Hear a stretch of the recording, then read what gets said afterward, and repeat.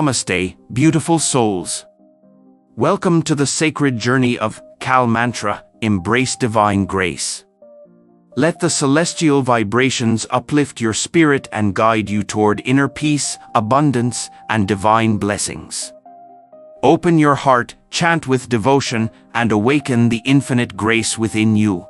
Have you ever stopped to think that maybe the most intimate parts of our lives could actually hold a key to some really deep healing or even spiritual connections? It's a fascinating thought, isn't it? Yeah, and today we're doing a deep dive into some pretty intriguing sources that seem to blend these, ancient wisdom traditions with the very personal act of sexuality. Exactly. Yeah. We'll be looking at perspectives from traditions like Ayurveda and, the Kama Sutra. They offer this really unique lens on energy, consciousness, and maybe some hidden potentials in the body. Right. So our mission really is to unpack these ideas, see how they might challenge or maybe even expand how you think about human connection and vital energy. Okay, let's unpack that then. It's a fascinating premise, this idea that, sex isn't just physical, but it's this energetic event.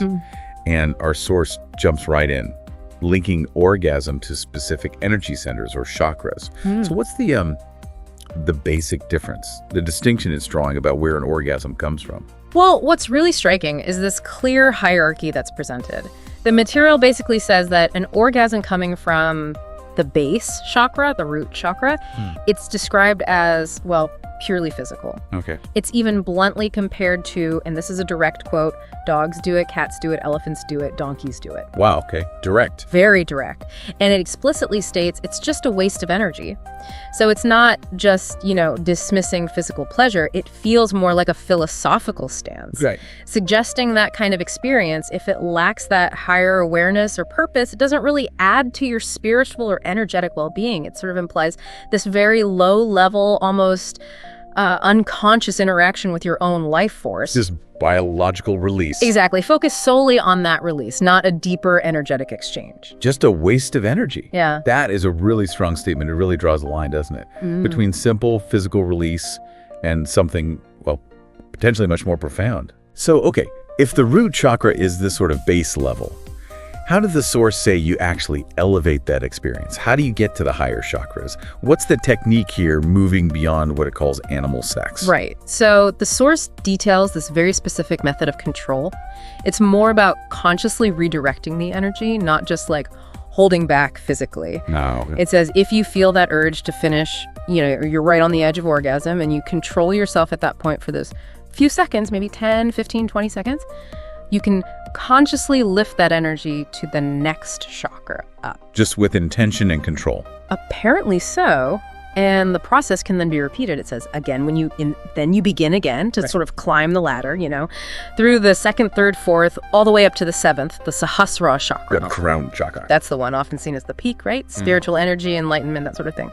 So it's really about cultivating this intense presence and intention during the act, guiding the energy up instead of just letting it dissipate outwards. So it's less about just physical retention and more like a meditative practice almost within the act itself. That's a good way to put it, yeah. A conscious redirection. And what are the supposed benefits then? What does the source claim happens when you reach these higher level orgasms, especially something as, elevated as the Sahasrara? Well, according to the source, the impact is profound and really wide-ranging, going way beyond just physical pleasure. Okay. It states that having an orgasm from a higher chakra, particularly Sahasrara, actually heals you. It heals your aura and even heals your whole life. Your whole life. That's a huge claim. It is. It's not just about physical health. The idea is it aligns your whole energetic blueprint, clearing blockages that might show up as imbalances in health or relationships, even maybe financial stuff. So it helps you resonate at a higher frequency. Is that the idea? That seems to be the implication, yes.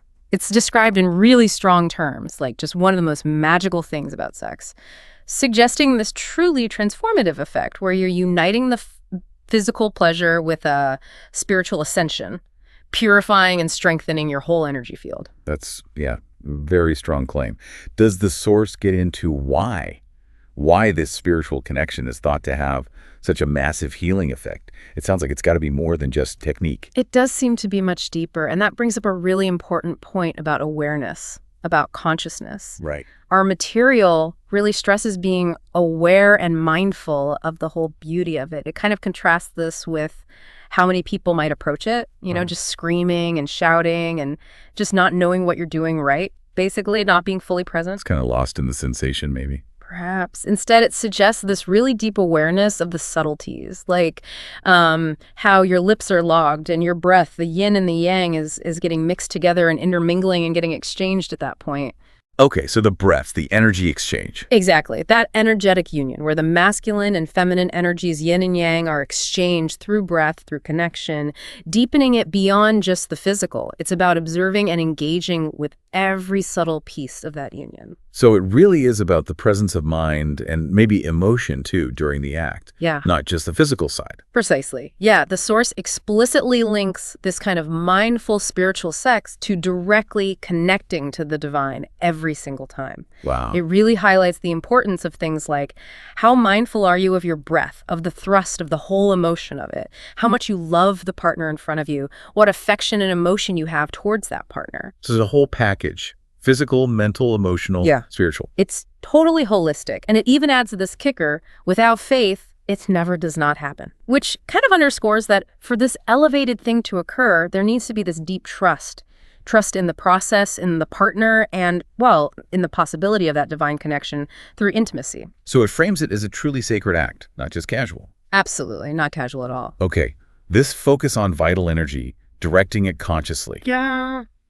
It leads us pretty naturally to another core idea in these sources, doesn't it? This immense value placed on semen, describing it as precious. Yes, exactly. What's the basis for that? Within these ancient traditions, why is it seen that way?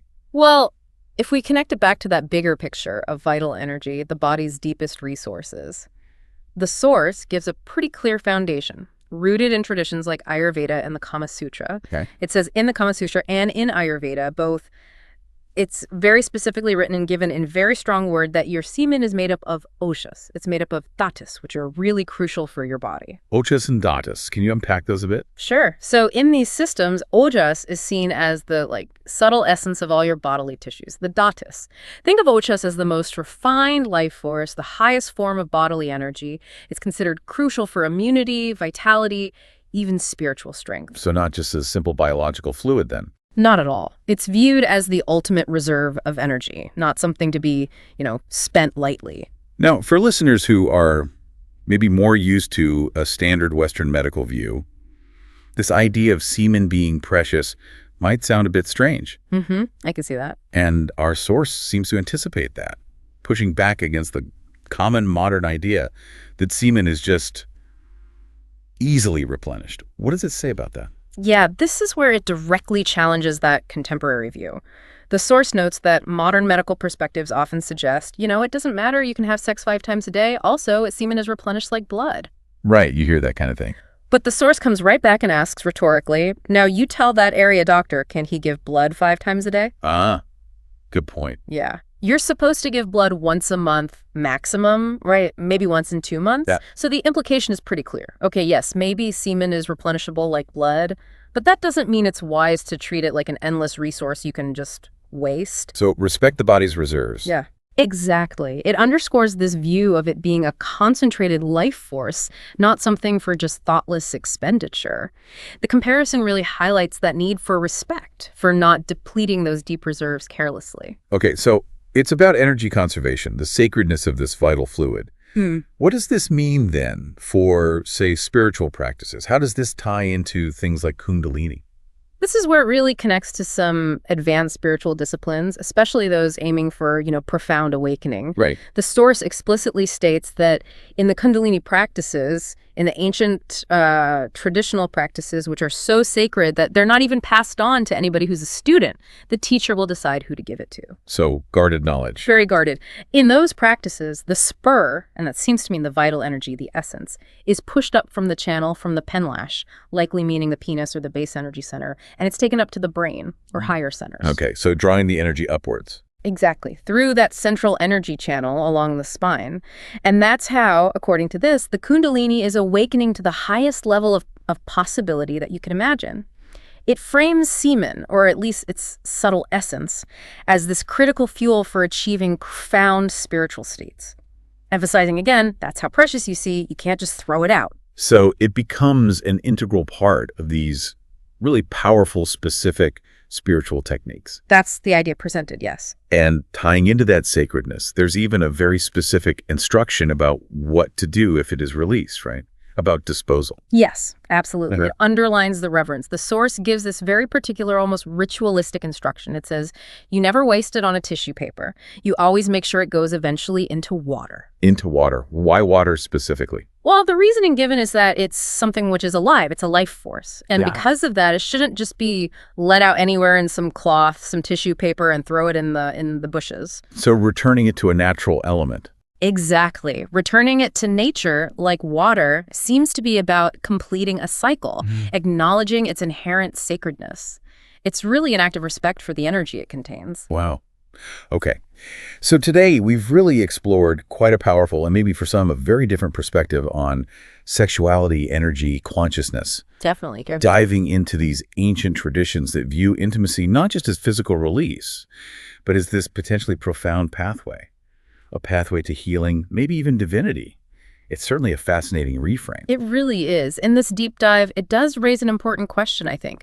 Our sources present this fascinating view of energy management, the sacredness of the body, and it contrasts pretty significantly with a lot of modern understandings, doesn't it? Hugely. So what does this suggest about the different ways cultures interpret and value these really fundamental human experiences? And maybe how these ancient insights challenge our own contemporary views on vital energy? That's a great point.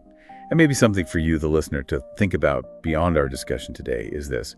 How might this core idea of elevating an experience, whether it's an orgasm like we discussed, or maybe any other powerful human interaction, how might that influence how you approach moments of connection and vitality in your own life? A powerful thought to leave with. Yeah, something to reflect on. We definitely invite you to mull over these ideas and maybe continue your own exploration of ancient wisdom.